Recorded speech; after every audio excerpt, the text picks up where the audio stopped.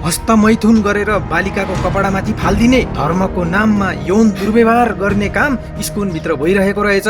आफ्नो ह्यान्ड चाहिँ मेरो प्राइभेट पार्टलाई टच गरेको आफ्नो ह्यान्डले, अनि त्यसपछि मेरो हात पकडेर अनि यसले मेरो हातले पनि आफ्नो प्राइभेट पार्टहरू टच गराउन लगायो। 5 वर्षको बालकलाई पिनले घोचेर निल्डाम गराइदिने, हान्ने गोरुको सिङमाथि लगेर राखिदिने जस्ता अमानवीय कामहरू भइरहेको रहेछन्। मलाई पिन गोब्ने, अनि त्यसपछि मुर्गा बसाएर तल पिन राख्ने, अनि हान्ने गोरुमाथि बसाउने, अनि साइडमै लगेर राखिदिने।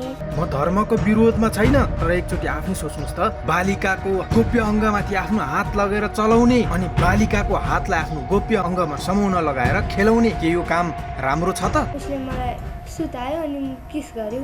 अब त्यसखेर चाहिँ आफ्नो प्राइभेट पार्ट र मेरो प्राइभेट पार्टहरू चाहिँ टच गराउने। कतै यस्ता दुर्व्यवहारहरू तपाईँको बालकमाथि त भइरहेको छैन?